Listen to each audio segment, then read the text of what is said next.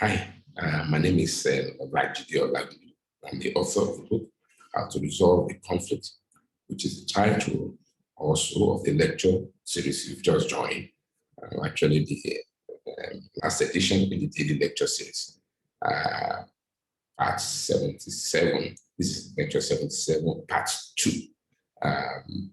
We couldn't finish the lectures lecture 77, part 1, so we are concluding today. Welcome, and we hope you enjoy your interaction with us. Please subscribe to the channel. We appreciate that. Send your comments. If you'd like us to see your comments,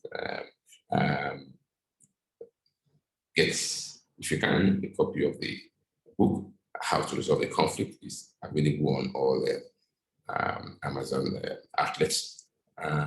Very importantly, apply the skills that you are learning in this lecture series. This being the last one, but you can, with this we've actually done 80, 78, with this one, 78 lectures and 2 case studies. One on the violence that happened January 6th at the Capitol Hill in Washington, D.C., and another on the conflict in the British royal family, and a recent conflict in the British royal family. So you have 80 lectures to watch, and I think it will be a rich experience for you. Again, welcome, and let's begin. I'd like to actually show you the copy, show you the book, which is the text before this lecture series. I want to show it on the screen before we continue. Yes, so that's how to resolve a conflict. And as I said, it's available in various versions on the Amazon outlets, and be able to get one. That's a good companion for the lecture series that we're concluding today. In How to Resolve a Conflict, lecture 77, part 2. Once again, welcome. And let's go to the book and read and conclude.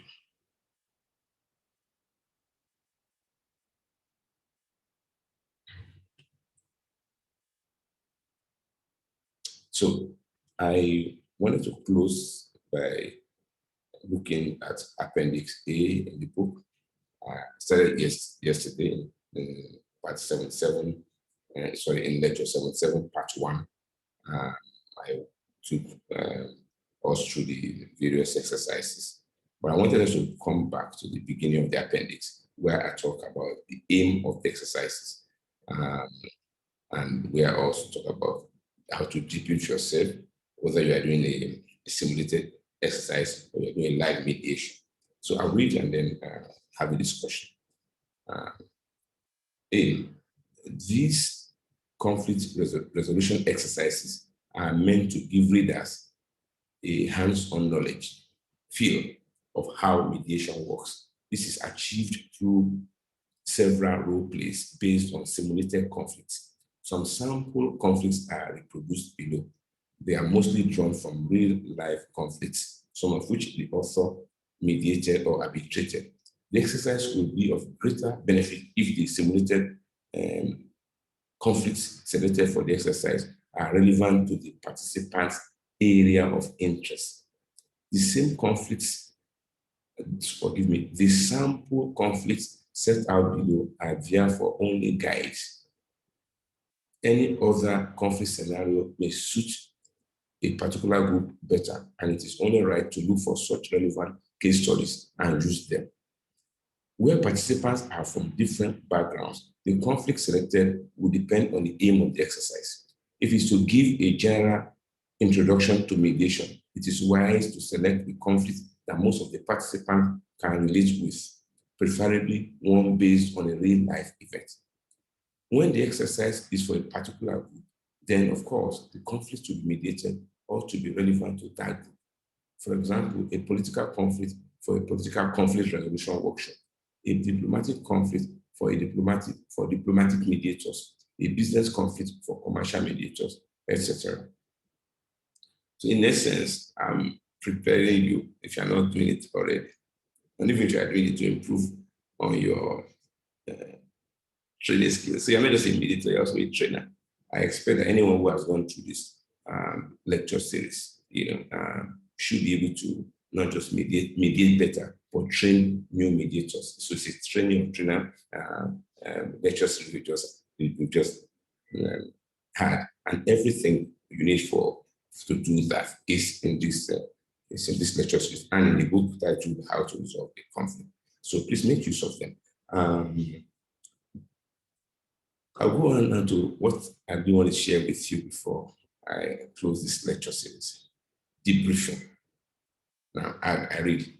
After each conflict resolution exercise, the workshop participants share their views on their conflict resolution skills, process, and on how they can be improved, especially in the light of the ideas learned in this book, and of course in this lecture.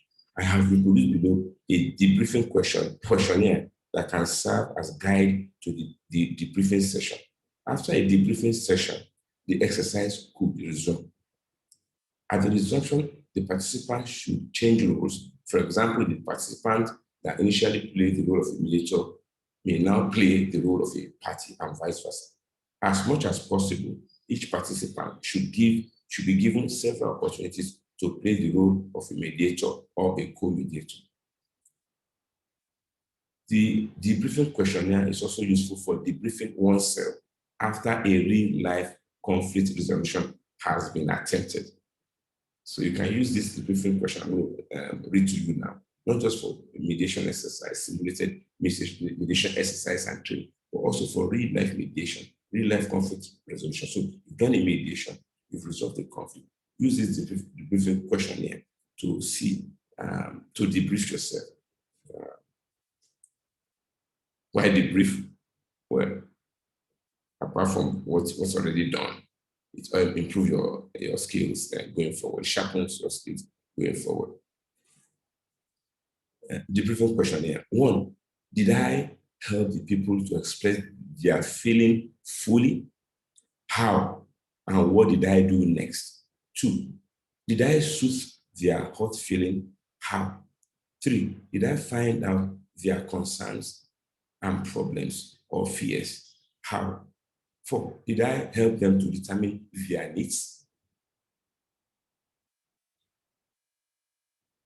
How? How many needs or unmet needs, I think it's better to say unmet needs, were identified? 5, did I ask a definite question on how each identified unmet need can be met? How many questions were posed?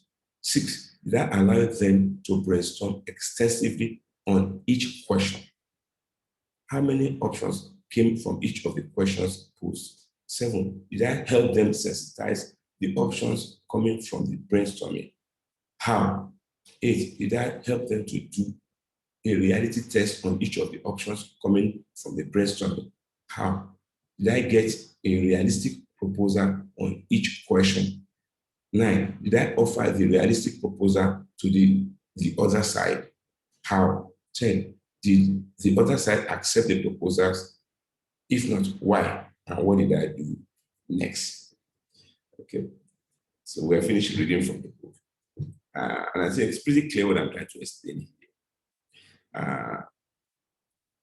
It's very important for us to debrief ourselves after a conflict resolution exercise, because it helps us to know how well we have done or performed, and so that we can improve going forward. I think I'm a better mediator because I've failed in the past. And my failure, I do not see them as an end. I saw them as opportunities to debrief myself, to see, well, this is the mistake I made. I could do better. We never stop learning. I mean, especially as mediators, we are humble enough to admit that we keep learning. And so, and So we will get better by the day. If I do a training, what I learn from the participants, improve the next training, and so on. And so it gets better and better. If I do a mediation, what I learn from that mediation improves my next mediation. I keep getting better and better. That's why it's a practice, it's a professional practice. So I think we should be rounding up this lecture series, which, as I said, has included actually 80, about 80 also lectures and 2 case studies. It's been a joy doing this with you, and I'm sure there will be opportunity to do something like this again in future. It would be great if you could please recommend these lectures. It's available free on YouTube. It's titled How to Resolve a Conflict. And I'm anchored, I'm privileged to anchor it. My name is Olajude Olajude.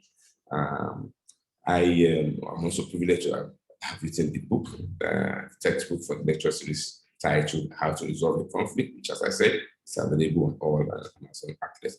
Very importantly, if you would like to be certified, get a certificate for these many lectures, please feel free to do so. Apply on the About section of the YouTube you are watching. Go to the About section and register for the certificate you want to like us to award you. Of course, it's not we don't just give you. There are things you have to do, which I've explained in part 7 and lecture 77, part 1. You have to, if you are looking, if you looking to get a certificate in conflict resolution, then you need to watch 28 lectures, do 10 mediation exercises from conflict in your life, and also report on those mediations, what the conflicts were, what you did, what was the outcome. And I expect that you would apply the skills you've learned from the lectures 1 to 28 in those mediations, those 10 mediations, and then report to us. Additionally, when you, the video, the lecture, these lectures, when you watch them again, make a critique, 1-page critique per lecture, just 1 page. And you send all that to us. If we agree with you that you deserve to get a certificate in conflict resolution, we give you under the auspices of the International Mediators Association, IMA. If you want to be a certified mediator, when you get a certified mediator certificate, then you do the same thing. But this time around, watch up to 56 of the lectures. Finally, if you want to be a fellow of the Institute of Fellow International Mediator Association, FIMA, then you have to watch all the lectures. So watch everything, and then also do a critique, 1-page critique per lecture. And as well, of course, as the case studies that we 2 case studies that we did, and then 10 mediations, do 10 mediations from your life experiences, from conflicts in your life around you, and what the conflicts were. You have to report to us what the conflicts were, what you did, and what was the outcome. And then, of course, we look at the materials you are sending in. And if you feel that you should be a fellow of International Mediators Association, FIMA, of course, you'll be awarded a certificate. But to register for any or all of those, please go to the About section and button on the YouTube, and then you'll be able to know how to register for it, which is essentially making the payment for the certificates you want to be considered for. Once again, thank you very much. Kindly subscribe to the channel, kindly share it, and send us your comments. Read the book, and most importantly, apply the skills you've learned. Thank you so much.